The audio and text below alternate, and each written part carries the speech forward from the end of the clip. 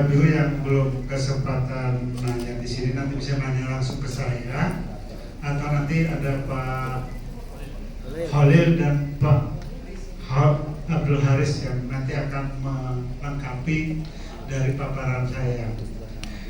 Pertama tentu saya tadi dari terakhir ya, Bu Hajah Lutfiah dari Sulawesi Utara. Ini Bapak yang tadi informasi yang Ibu sampaikan tadi itu sangat berharga bagi kami.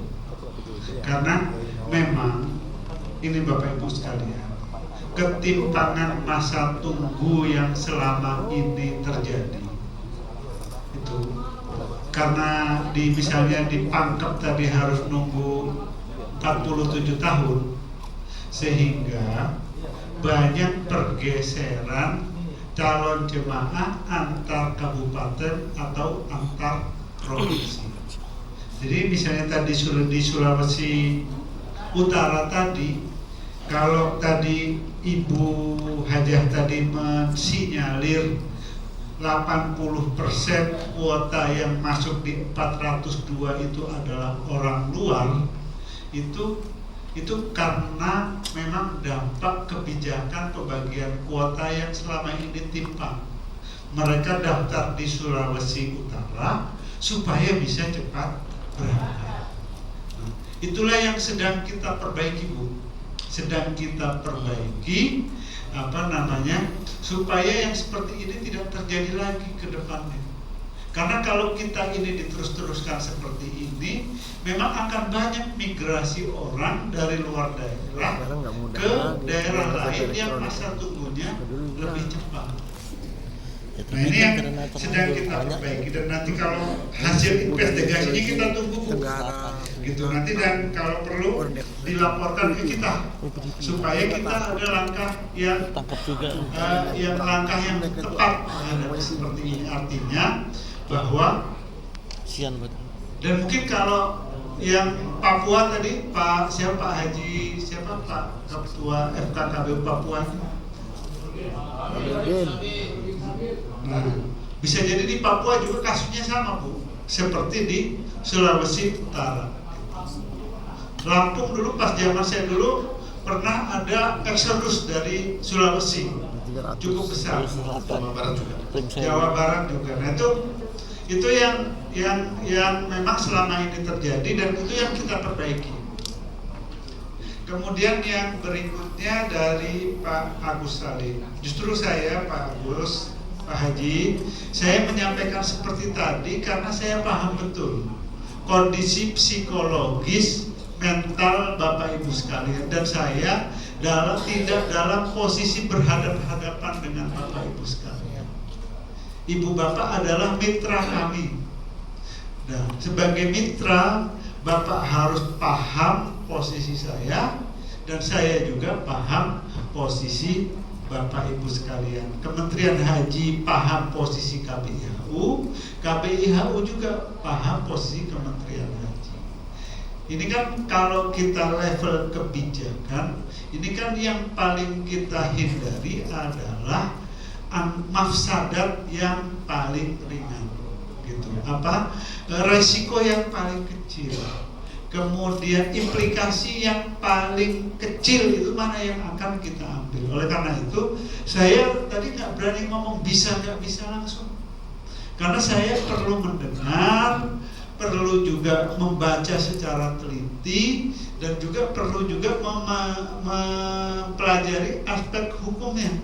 Jangan sampai kita membuat kebijakan yang melawan atau yang bertentangan dengan aturan yang kita buat sendiri. Itu yang sedang saya lakukan, sedang saya jaga di Kementerian Lembaga, supaya ini antara keinginan kita dengan yang harus kita lakukan itu harus seiring sejalan sesuai dengan regulasinya. Saya memahami betul ketika kita sudah mendaftar sekian puluh tahun, kemudian nggak menunggu, kan mendaftar ini kan beli barang sesuatu yang akan dan ketika beli nggak tahu di belakangnya seperti apa. Gitu. Ini yang ketika ibu bapak beli emas 1 gram 700.000, sekarang harganya 2.500.000.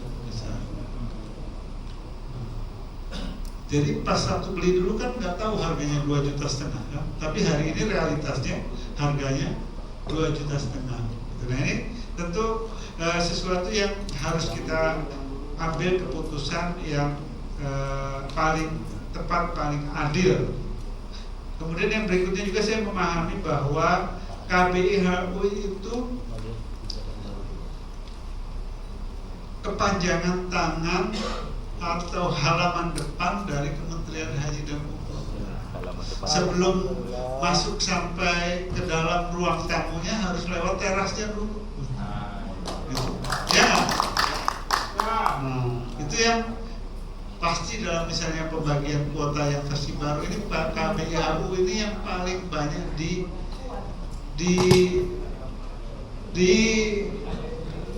dikomplain di ini gitulah pokoknya semuanya oleh jamaah. Nah, tentu kami mengucapkan terima kasih Pak atas kerjasamanya selama ini dan pemahaman. Kan gini Bapak, KBIHU saya kira paham betul kebijakan ini. Saya yakin, hakul yakin paham betul. Tapi masyarakat jemaah itu dijelaskan seperti apapun itu masih nggak paham. Nah, Bapak Ibu menjelaskan kepada orang yang nggak paham itu susah Pak. Kalau menjelaskan ke KBIHU pintar semua, paham gampang. Tapi ke grassroots, ke masyarakat itu susah. Nanti analisisnya itu istilah apa? Istilah ilmu mantiknya itu antara apa? Statement awalnya dan jawabnya itu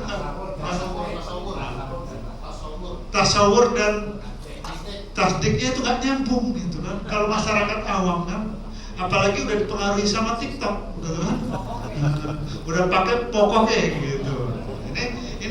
Ini paham betul saya kerumitannya di bawah. Terus kemudian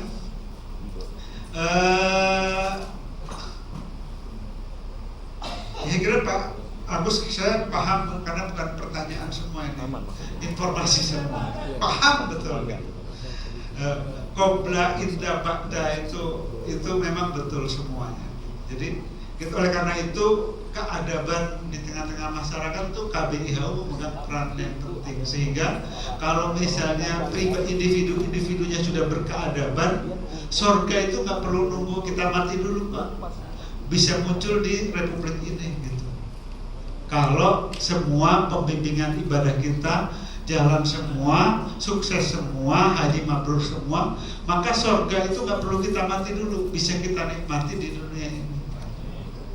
Itulah fungsinya peradaban dan keadaban. Kemudian yang terkait dengan pelanggaran atribut, nanti Pak Holil, Pak Haris yang akan menjelaskan secara detail. Intinya pemerintah Saudi itu kalau kita mengibarkan bendera apa saja itu nanti langsung ditahan Bapak. Nah, itu. Jadi nggak boleh mencolok Pak. Mungkin boleh tanda apa boleh, tetapi jangan sampai mencolok. Nanti yang detailnya Pak Haris dan Pak Halil ini yang sudah mendarah daging di situ. Kemudian SK KBIHU yang sudah diproses bagaimana, memang Kementerian Agama semenjak musim haji kemarin itu nggak berani mengeluarkan